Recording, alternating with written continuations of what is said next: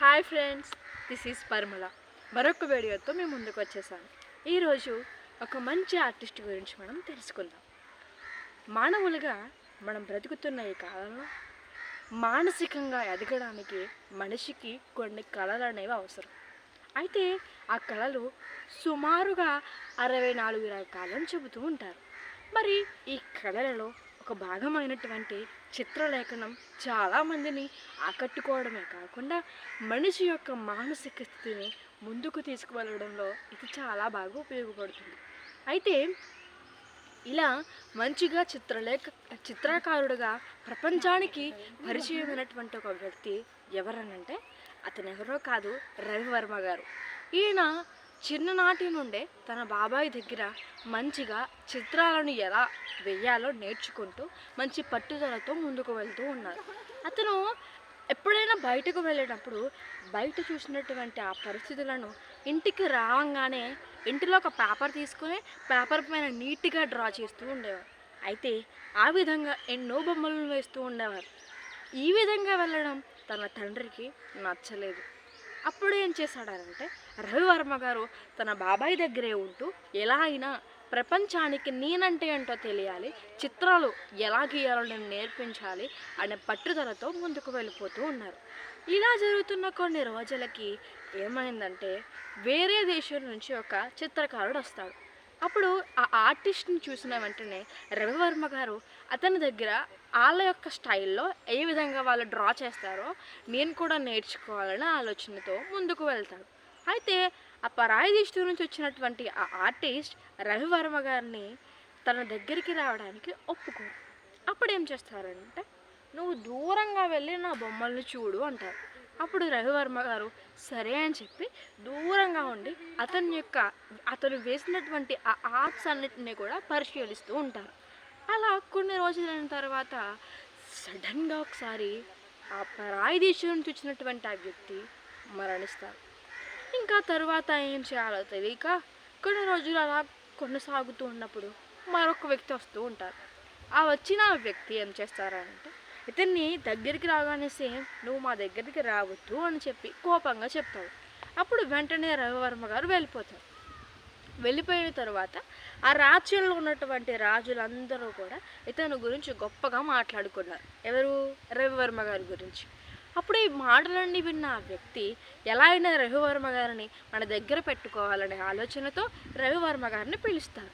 అప్పుడు ఆయన అనేక చిత్రాలు వేస్తూ ఉంటారు. అందులో చాలా దేవతల బొమ్మలు వేస్తుంటే అవన్నీ కూడా ఆ వ్యక్తికి నచ్చుతాయి.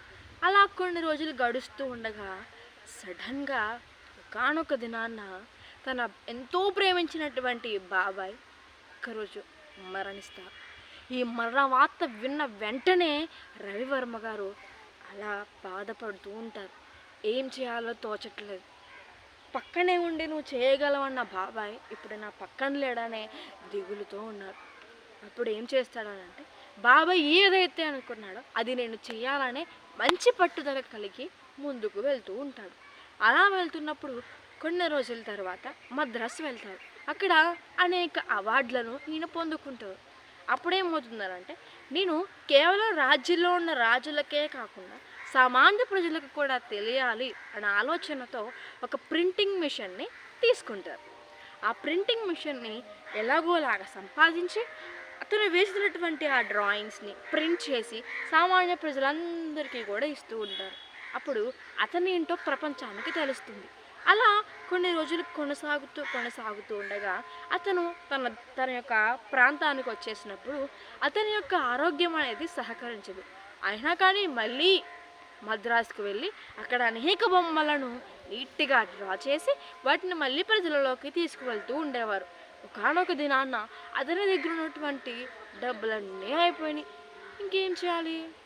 అప్పుడు ఒక ఆలోచన వచ్చింది. ఏం చేయాలన్నా తిరిగి తన యొక్క ప్రాంతానికి వెళ్ళాలన్నా తన దగ్గర డబ్బులు లేవు. మరి ఏం చేయాలి అని అన్నప్పుడు తన దగ్గర ఉన్నది ఒకే ఒక్కటి, అది ఏమంటే ప్రింటింగ్ మిషన్ ఒకటే. ఆ ప్రింటింగ్ మిషన్ అమ్మేస్తే సుమారు 25,000 ఇస్తానని చెప్తూ ఉంటారు. సరే అయితే 25,000 వచ్చేస్తాయి కదా, నా ఆరోగ్యం బాగానే ఉంటుంది అని అనుకోకుండా తన యొక్క కళ చనిపోకూడదు. తను అందరికీ తెలియాలి, తనలో ఉన్నటువంటి టాలెంట్ అందరికీ తెలియాలి, తను వేసే బొమ్మల నుంచి అనేక మంది ఇన్స్పైర్గా ఉండాలనే ఒక మంచి ఆలోచనతో అతను ఏం చేస్తానంటే దాన్ని అమ్మకుండా తను ఇంకా బొమ్మలు వేసే డబ్బులను సంపాదించుకుని తన ఆరోగ్యాన్ని కాపాడుకుంటూ వస్తారు.